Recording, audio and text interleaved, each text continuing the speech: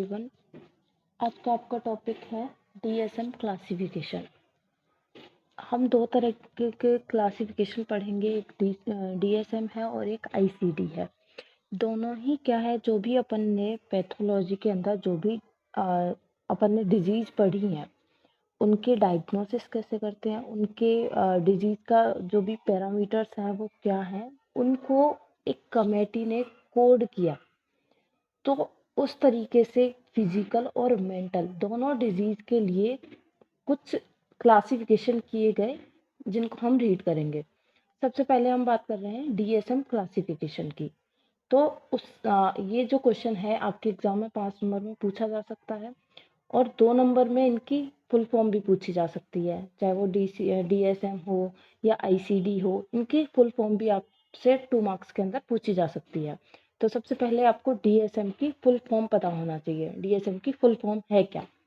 Full form of DSM is D for diagnostic, S for statical, M for manual of mental disorder. तो इसकी full form क्या रही? Full form of DSM is diagnostic and statical manual of mental disorder. यानी कि हम DSM किसके लिए पढ़ रहे हैं? सारे जो भी मेंटल डिसऑर्डर हैं, इमोशनल जो इलनेस हैं, उनके लिए डीएसएम क्लासिफिकेशन एक जो है एसोसिएशन बनाया गया।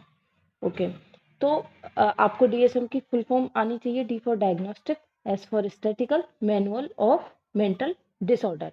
ओके, किसने पब्लिश किया इसको? अमेरिकन साइकेट्रिक एसोसिएशन ने डीएसएम को पब्लिश किया। सबसे पहले कौन लेके आया इसको?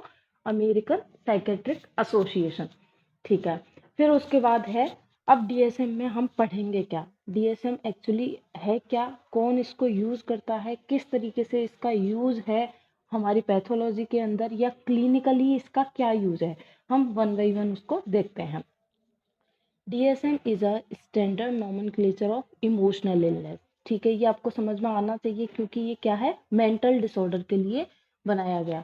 DSM is a standard nomenclature of emotional illness used by all health care practitioner. जो भी प्रैक्टिस करता है किसमें? मेडिकल फील्ड में, वो सभी के द्वारा इसको यूज कर सकते हैं। कौन सी डिजीज में? मेंटली, नॉट फिजिकली, मेंटली इसको यूज किया जा सकता है। फिजिकली भी कई बार क्या होता है, कई सारी जो फिजिकल इलनेस होती हैं वो मेंटल इलनेस से एसोसिएट होती हैं, तो इसको सभी प्रैक्टिशनर क्या है, यूज कर सकते हैं। It is used by clinician, doctor के द्वारा ये यूज किया जा सकता है। जो लोग रिसर्च कर रहे हैं किसी डिजीज को लेके, जो रिसर्चर हैं वो भी इसका यूज करते हैं। साइकेट्रिक, जो मेंटल इलनेस से रिलेटेड है डॉक्टर्स, वो भी इसका यूज करते हैं। और ड्रग रेगुलेशन एजेंसी, जो ड्रग जो क्या है, दवाइयाँ बनाती हैं, वो उन एजेंसी द्वारा भी इसका यूज किया जा सकता है। All emotional illness are categorized and they description of diagnose the disease. जो भी मेंटल डिजीज हैं, अब सबसे पहले इसका मेन काम है क्या डीएसएम का? D for diagnostic. आपको ये दिमाग में रखना है, सबसे पहला काम क्या है? डायग्नोस। कौन सी, किसका डायग्नोस? मेंटल डिजीज का। तो सबसे पहला काम है इसका डायग्नोस। तो जो भी मेंटल इलनेस प्रेजेंट है या जो भी मेंटल इलनेस किसी पर्सन को हो सकती है, चाहे वो डिप्रेशन हो, एपिलेप्सी हो, साइकोसिस हो, जो भी इलनेस उसको हो सकती है, इंसोम्निया हो या अदर जो भी डिजीजेस हैं, उनको उनका कैसे डायग्नोस करना है उसके पैरामीटर्स इसके अंदर बनाए गए। तो all emotional illness are categorized and they description of diagnose the disease. जो भी डिजीज है उसको कैसे डायग्नोस करना है उसके पैरामीटर्स डीएसएम में बताए गए। द पर्पज ऑफ डीएसएम, इसका पर्पज क्या है? Is to provide clear description. जो भी डिजीज है, चाहे वो साइकोसिस है, एपिलेप्सी है, डिप्रेशन है, कोई भी डिजीज है, उसका डायग्नोस्टिक पैरामीटर क्या होगा वो इसमें क्लियरली उसका डिटेल डिस्क्रिप्शन डीएसएम प्रोवाइड कराता है। The purpose of DSM is to provide clear description of diagnostic category in order to enable clinician and investigator to diagnose करने के लिए जो भी पर्टिकुलर कोई डिजीज है उसके डायग्नोस्टिक जितने भी फीचर हैं, जितने भी उसके पैरामीटर्स हैं, उनका क्लियर डिस्क्रिप्शन ये प्रोवाइड कराता है, communicate about mental disorder and treat people with various mental disorder. तो कैसे इसमें सब कुछ है, जैसे क्या है, जो भी मेंटली जो भी क्या है, अगर परेशान है कोई पर्सन, तो उसको क्या किया जाए, उससे कैसे कम्युनिकेट करना है, उसकी कैसे काउंसलिंग करनी है, उसको कैसे ट्रीट करना है, उसका कैसे इन्वेस्टिगेशन करना है, उससे किस तरीके से बिहेव करना है, ये सबका ये क्लियर डाटा प्रोवाइड कराता है। डायग्नोस्टिक स्टैटिकल मैनुअल यानी कि DSM provide official coding system which is fundamental for record keeping. अब जैसे जितने भी मेंटल डिसऑर्डर हैं, चाहे वो पार्किंसन डिजीज हो, कुछ भी हो, या पैरालिसिस हो, अगर वो मेंटल जो इलनेस है उससे रिलेटेड है, तो जितने भी जो भी डिजीज है, जो भी इमोशनल इलनेस है, उनका क्या है, और नॉर्मली मेडिकल फील्ड में अगर कोई भी पर्सन है, वो अगर इल है, चाहे वो फिजिकली चाहे मेंटली, उसका डॉक्टर के पास मिनिमम 3 साल का क्या है, डाटा रिकॉर्ड रहता है। जितने भी बड़े हॉस्पिटल हैं, जितनी बड़ी एजेंसीज हैं, वो सभी क्या है, पेशेंट का डाटा रिकॉर्ड रखती हैं अपने पास, मिनिमम 3 साल के लिए रखा जाता है।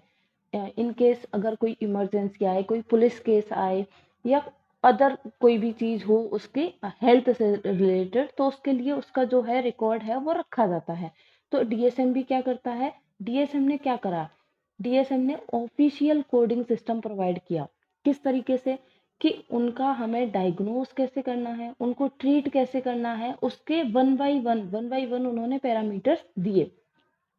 तो डायग्नोस्टिक यानी कि DSM provide official coding system which is fundamental for record keeping.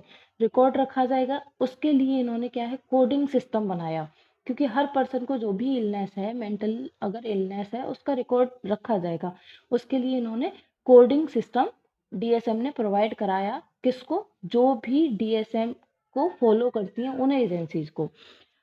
Codes provide facilities. अब ये कोड का यूज क्या है, कोड से क्या हेल्प मिलती है, codes provide facilities of data collection and statistical compilation.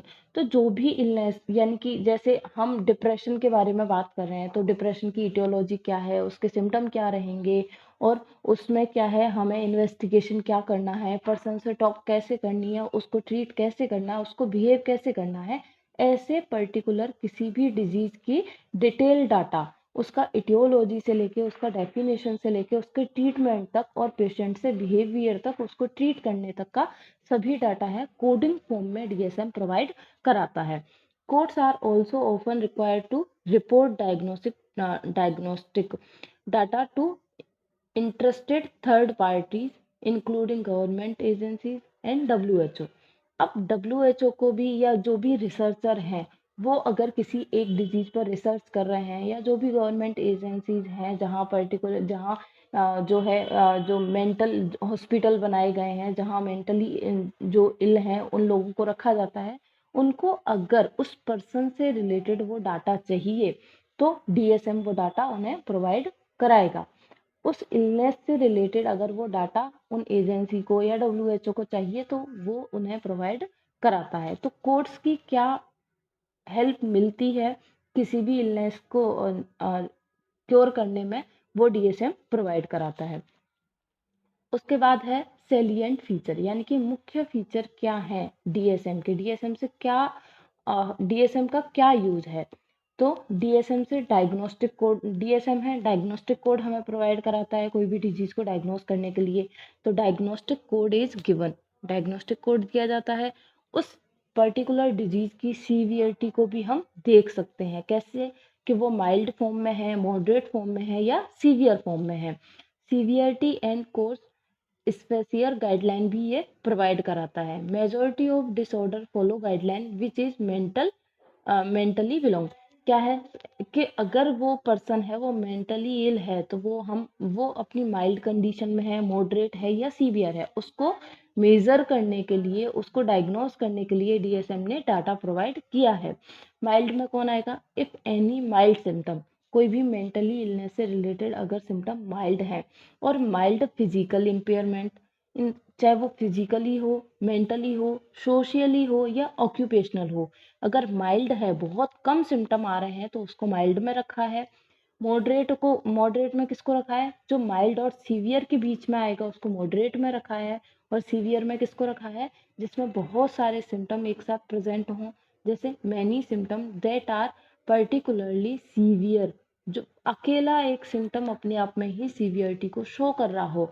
और the symptoms result in marked impaired in social function, चाहे वो बिहेवियर का हो, चाहे वो बात करने का हो, कोई भी इम्पेयरमेंट अगर हो रहा है, पर्सन बोल नहीं पा रहा है, कम्युनिकेट नहीं कर पा रहा है, बिहेव प्रॉपर नहीं कर रहा है, अगर वो जो सिम्टम है वो उसके सीवियर हैं तो उनको सीवियर में रखा जाएगा।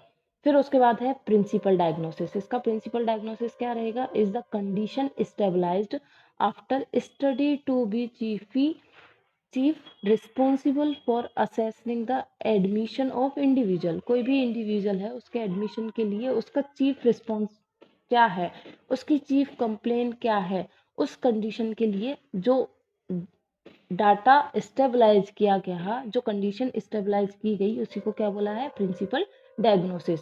फिर है उसके बाद second provisional diagnosis. Provisional diagnosis में क्या आएगा, the provisional can be used. Provisional को यूज कब करेंगे, when there is a strong presumption, यानी कि कोई पेशेंट है वो डॉक्टर के पास गया, डॉक्टर उसके सिम्टम को देख करके पता कर पा रहा है, वो अज्यूम कर पा रहा है कि इस जो पर्सन है उसको पर्टिकुलर ये इलनेस है, लेकिन उसको उसके पास जो पैरामीटर है वो कंप्लीट नहीं है। जैसे इसमें क्या लिखा है, when there is a strong presumption that the full criteria will ultimately met for disorder।